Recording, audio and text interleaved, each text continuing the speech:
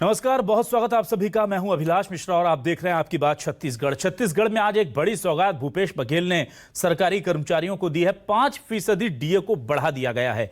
इसके अलावा वीआरएस और पेंशन के लिए, जो पहले 33 सालों तक के लिए पेंशन के लिए काम करना पड़ता था, अब वो 30 साल बाद ही आप पेंशन के हकदार हो जाएंगे। ये तमाम सौगातें दी गई, लेकिन इसी बीच में एक नाराजगी, एक असंतोष ये चीज आई कि पेंशनर्स ने कहा है कि कर्मचारी जो काम कर रहे हैं उनका तो 5% डीए बढ़ा दिया गया, लेकिन हमारा यानी पेंशनर्स का डीए नहीं बढ़ाया गया है, जिनकी संख्या लाखों में है। ऐसे में अब ये जो सौगात है, इसको लेकर के सवाल उठ रहे हैं। कांग्रेस भी इसे लेकर सवाल उठा रही है। कांग्रेस भी कह रही है कि ये इस तरह से किया जाना गलत है, क्योंकि अमूमन किसी भी प्रदेश में जब डीए बढ़ता है तो वो चाहे कर्मचारी हो चाहे पेंशनर्स हो, उनका डीए एक साथ बढ़ता है।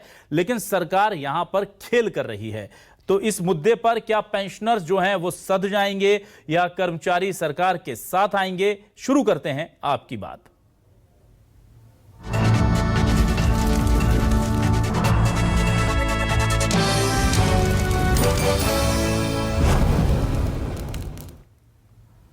और आइए सबसे पहले आपको सुनाते हैं कि मंत्री जो कैबिनेट की ब्रीफिंग कर रहे थे, उन्होंने ये जानकारी दी कि किस तरह से कर्मचारियों के हित में बड़ा फैसला हुआ है और उस पर बीजेपी कैसे हमलावर है।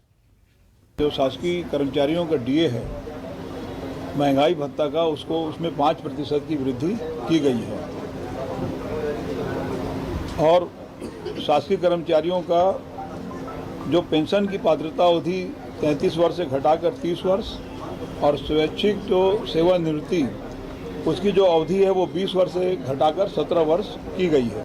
ना कर्मचारी खुश है, उनकी डिमांड शुरू से है कि केंद्र सरकार के अनुसार उन कर्मचारियों को भत्ता मिलता वो छत्तीसगढ़ के कर्मचारियों को भी मिले। संयुक्त कर्मचारी संघ ने कल 7 तारीख को पूरे प्रदेश में हड़ताल का आह्वान किया।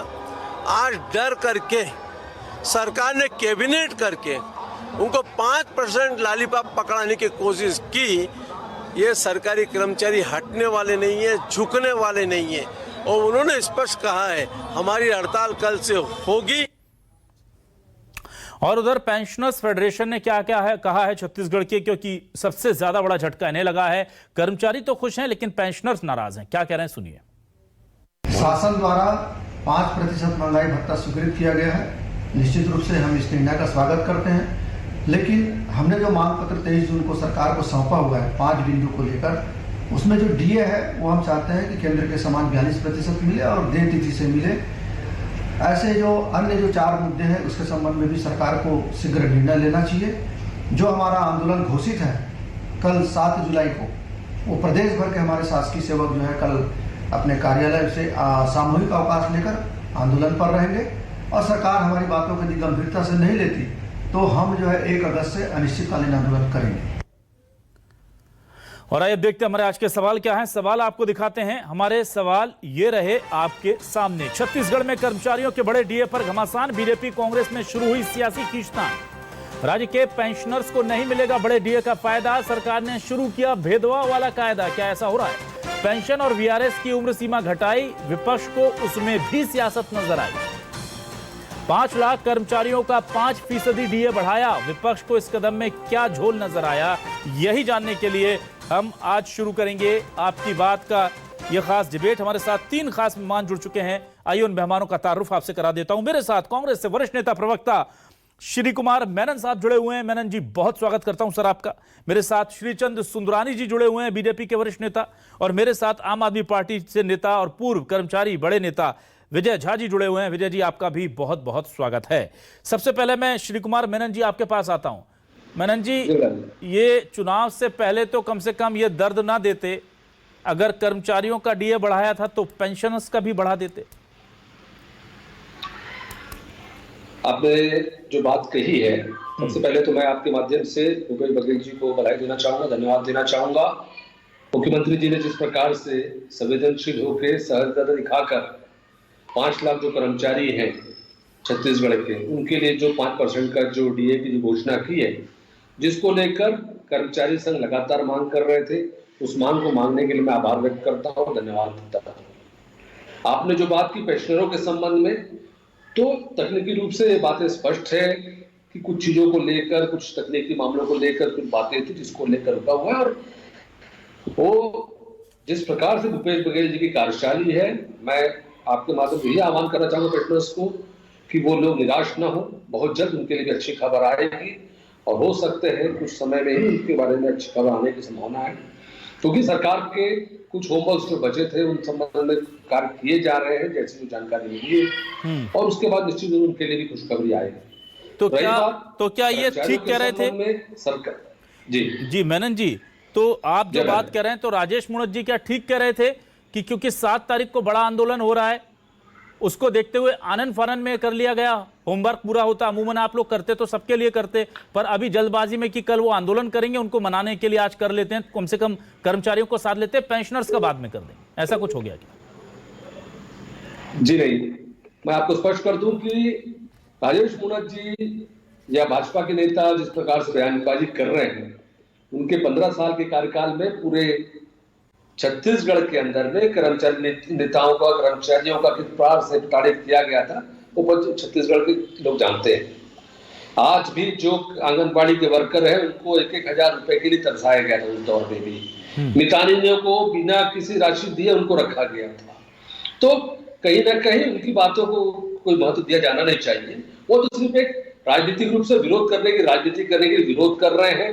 आज जिस प्रकार से भूपेश बघेल जी की मंशा थी लोगों को अगर ये देना है, मदद करना है, तो उन्होंने किया है। आंगनबाड़ी वर्करों को जहां 5,500 मिला तो 10,000, 10,500 कर दिया गया। ठीक है। सहायिकाओं को 5,500 किया गया।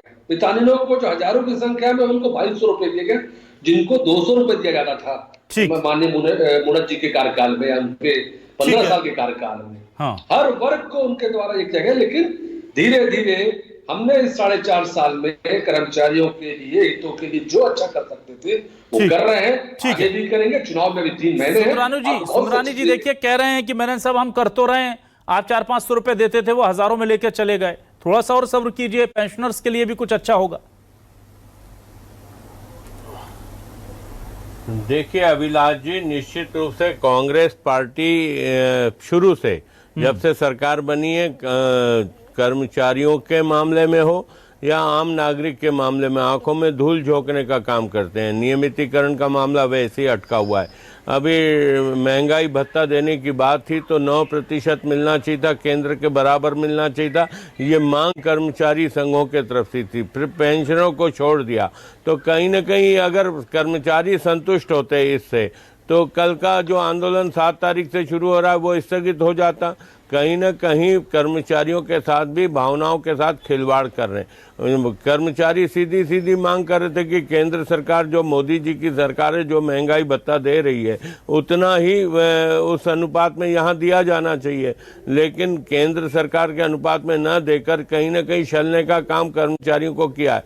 और इन्होंने डर में किया है, क्योंकि कर्मचारियों के आंदोलन की घोषणा थी और उससे भयभीत होकर इन्होंने घोषणा तो कर डाली लेकिन पर्याप्त नहीं दे रहे, इसलिए आंदोलन अपनी जगह यथावत होगा। ये सोच रहे थे कि आंदोलन समाप्त हो जाएगा और 5 लाख कर्मचारी खुश हो जाएंगे, उनके चेहरों पे खुशी आ जाएगी, लेकिन दुर्भाग्य से महंगाई भत्ता जितना मिलना चाहिए था उतना नहीं मिल पा रहा है। इसलिए कर्मचारियों में नाराजगी है और कर्मचारियों ने लगभग इससे संतुष्ट नहीं है, और संतुष्ट नहीं है इसलिए वो आंदोलन भी करने जा रहे हैं। अभिलाष जी ठीक है, मैं आता हूं विजय झा जी आपके पास। विजय झा जी देखिए, ना सिर्फ पेंशनर नाराज हैं बल्कि कर्मचारी कह रहे हैं कि वो भी अपना आंदोलन कल से जारी रखेंगे और 1 अगस्त से अगर मांगे नहीं मानी गई तो अनिश्चितकालीन हड़ताल पर जाएंगे। क्या प्रमुख मांगे हैं? और डीए को बढ़ाया जा रहा है, देखिए जो गैप था केंद्र से राज्य सरकार के बीच का वो बहुत ज्यादा था, ये आप भी समझते हैं, उसे कम किया जा रहा है धीरे धीरे, वो बहुत कम पहुंच गया, वो 4% के आसपास रह गया है। मुझे लग रहा है कि उसको भी शायद पूरा कर लिया जाए। तो सरकार की कोशिशों में कहां कमी नजर आ रही है आपको? देखिए, कर्मचारियों की बेसिक मांग ये थी कि केंद्र सरकार के बराबर 7वें वेतनमान में महंगाई भत्ता मिलना चाहिए। मुझको आप बताइए कि रायपुर और छत्तीसगढ़ में केंद्रीय कर्मचारी जो है वो 42% महंगाई भत्ता पाएंगे, राज्य सरकार के कर्मचारी 5 बढ़ने पर 38% महंगाई भत्ता पाएंगे। जब बाजार एक है, महंगाई एक है, तो महंगाई भत्ता में भेदभाव क्यों? दूसरी बात, महंगाई भत्ता ये मौलिक अधिकार है, फंडामेंटल राइट है, वो तो मिलता। सबसे जो महत्वपूर्ण मांग था HRA गृह भाड़ा भत्ता, आज 1 जनवरी 16 से 7वां वेतनमान छत्तीसगढ़ में और केंद्र में लागू है। केंद्रीय कर्मचारी 20% पा रहे हैं और राज्य सरकार के कर्मचारी अभी भी 6वें वेतनमान में 10% पा रहे हैं। आपको बता दूं, आप खुद न्यूज में दिखा रहे हैं। इसके अलावा अनियमित कर्मचारी इतना दुखी हैं, वो लोग को उम्मीद था कि कैबिनेट में अनियमित कर्मचारियों के नियमितीकरण की बात होगी। हमारे मीडिया के साथियों ने भी बड़ा प्रचार प्रसार किया था कि संविदा नियुक्ति जो है अनियमित है, उनको नियमित किया जाएगा। आप देखिए, स्वास्थ्य विभाग के कर्मचारी हड़ताल पर हैं, सर्व दैनिक वेतनभोगी कर्मचारी, संविदा कर्मचारी हड़ताल पर हैं। कोई हड़ताल करने का शौक नहीं है। सबसे बड़ा छत्तीसगढ़ की माटी में दुर्भाग्य है, 9 महीने से शिक्षक, पंचायत, विधवा बहनें बूढ़ा तालाब में बरसात ठंड में बैठी है।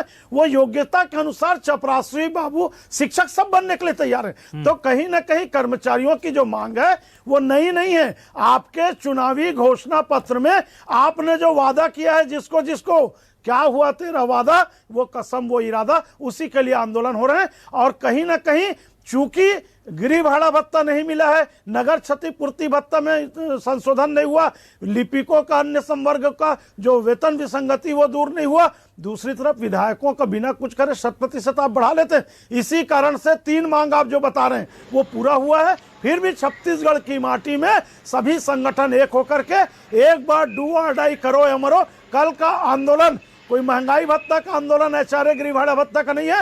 इक्विटी बिफोर लॉ, कानून के समक्ष समानता का अधिकार, केंद्र और राज्य के बीच में समानता होना चाहिए।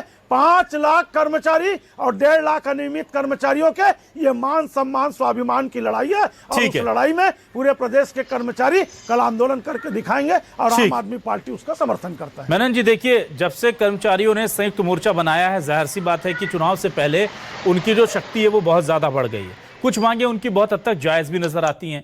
ऐसे में उन्हें साधने के लिए आप इस तरह से अगर एक दूरी बना करके सीधे घोषणाएं करते रहेंगे, बेहतर नहीं होगा कि इन संयुक्त कर्मचारी मोर्चा के साथ बैठ करके आप कोई बीच का रास्ता निकाल ले? अभिलाष जी, देखिए, सरकार की एक अपनी प्रक्रिया होती है, प्रशासनिक रूप से और राजनीतिक रूप से। जी, प्रशासनिक रूप से जो उनकी लायबिलिटीज रहती है, उनके जो भार पड़ते हैं, उसके बारे में वो लोग असेसमेंट करते हैं। जहां तक हमारी बात है, पॉलिटिकल रूप से मुख्यमंत्री जी ने स्पष्ट रूप से कहा है और हर जगह, हर मंच पर बोला है, वो जो भी जायज मांगे हैं उन सभी मांगों को पूरा करने के लिए कटिबद्ध है।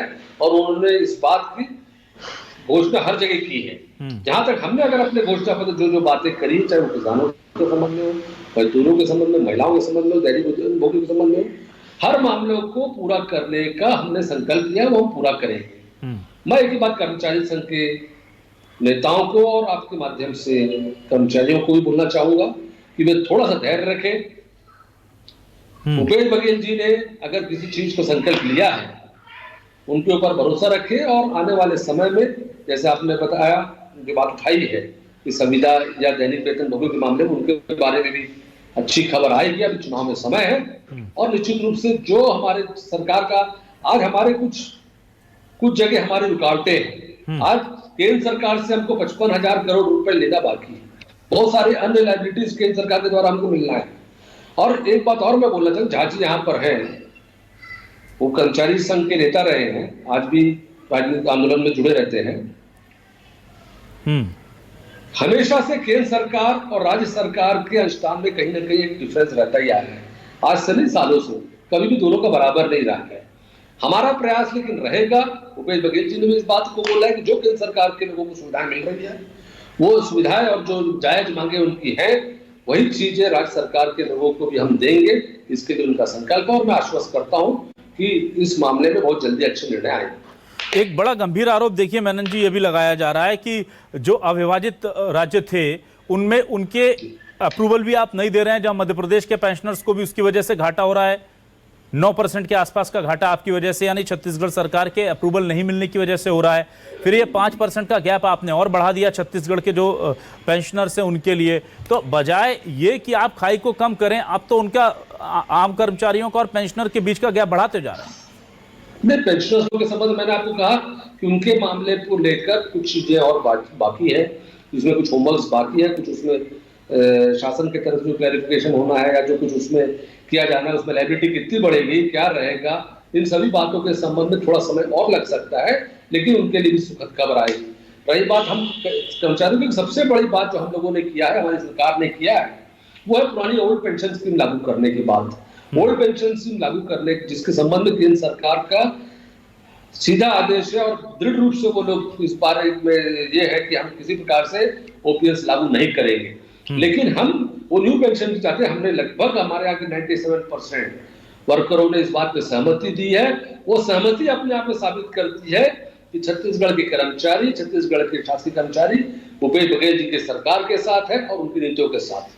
ठीक है, मैं आता हूं श्रीचंद सुंदरानी जी आपके पास। सुंदरानी जी, लगातार देखिए चुनाव जब भी आता है तो कर्मचारियों की मांगे रहती हैं, ऐसा कोई भी स्टेट नहीं है। आप एक स्टेट बता दीजिए बीजेपी शासित राज्यों में ही छोड़ के, किसी और के राज्य का बता दीजिए जहां पर कर्मचारी चुनाव से पहले आंदोलन नहीं करते हैं।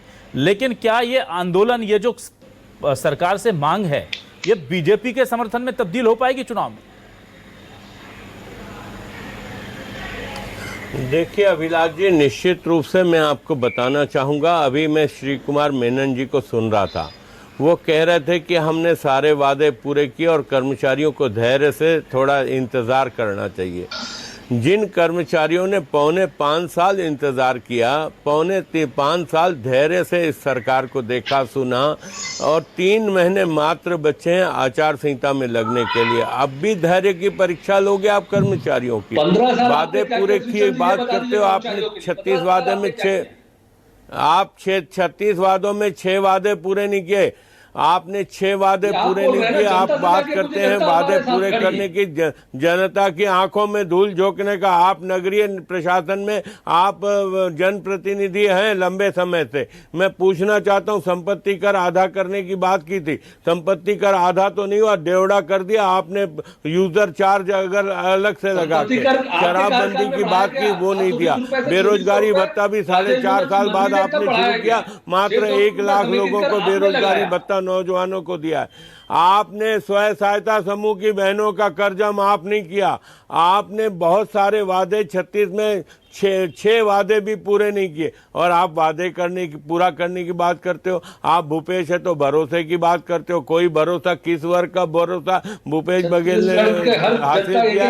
आज कर्मचारी वर्ग जो बढ़ चढ़कर 2018 के चुनाव में कांग्रेस के साथ खड़ा था, क्योंकि आप लोगों ने कसम खाकर वादा किया था। आपने गाय का पूंछ पकड़कर वादा किया था। आप नियमितीकरण नहीं कर पाए, बेचारे भटक रहे हैं। और उसके बाद श्री कुमार मेनन, आप जैसा अच्छा एक व्यक्ति, जिसकी अच्छे व्यक्ति के रूप में पहचान है, आप कह रहे हो कि धैर्य रखना चाहिए।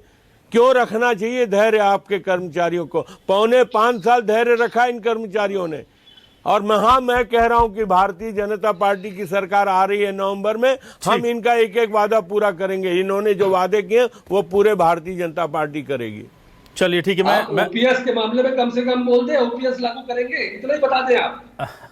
ये अच्छा सवाल किया वैसे। चलिए, कर्मचारियों का फेवर तो भी होता है। पहले इस पे महंगाई भत्ते पे तो बात कर लो। ये अलग बात है कि उन्हें इस पर बात नहीं करनी, उन्हें उस पर बात नहीं करनी।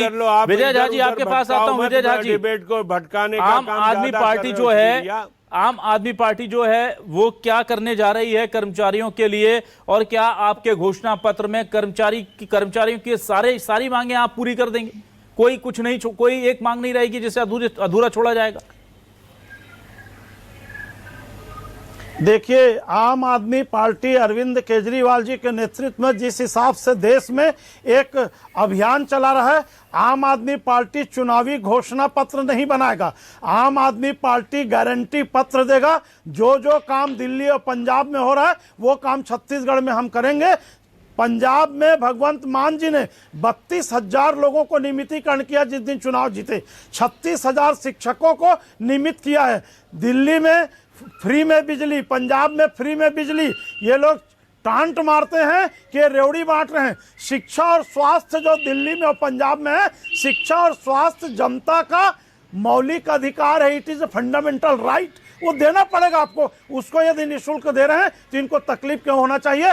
नियमितीकरण का 10 दिन में वादा करने वाले हमारे उप मुख्यमंत्री टी.एस. सिंहदेव जी, उन्हीं को केवल नियुक्ति मिली, 3 महीने का संविदा नियुक्ति मिला है। साहब, टीएस सिंहदेव जैसे 4.5 साल प्रदेश का कर्मचारी इंतजार नहीं कर सकता, अपने मान सम्मान स्वाभिमान के साथ समझौता नहीं कर सकता। आप देखो छत्तीसगढ़ के जवान बेटे नारा लगा रहे हैं, इनका नियमितीकरण नहीं हुआ, इनकी जिंदगी बर्बाद हो गई।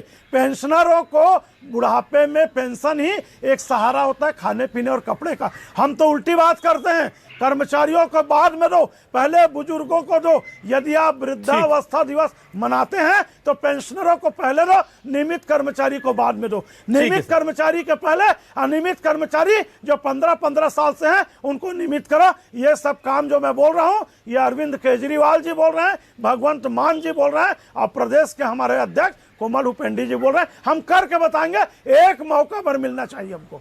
चलिए ठीक है, तो कर्मचारियों के लिए बीजेपी बड़ी बातें कर रही है, कांग्रेस बड़ी बातें कर रही है और आम आदमी पार्टी भी बड़े बड़े दावे कर रही है, लेकिन कर्मचारी कल से आंदोलन करेंगे। सवाल यही है कि कर्मचारी, हर सरकार, किसी भी की सरकार हो, हर वक्त परेशान रहते हैं, उनसे किए वादे पूरे क्यों नहीं होते हैं। लेकिन पेंशनर्स का मुद्दा हो या कर्मचारियों की बाकी मांगे, चुनावी साल में उन्हें उम्मीद है कि इन पे बहुत ज्यादा उन्हें नहीं मिलेगी। शुक्रिया श्री कुमार मेनन जी, श्रीचंद सुंदरानी जी और विजय झा जी हमारे साथ जुड़ने के लिए, इस डिबेट का हिस्सा बनने के लिए। दर्शकों का भी शुक्रिया। नमस्कार।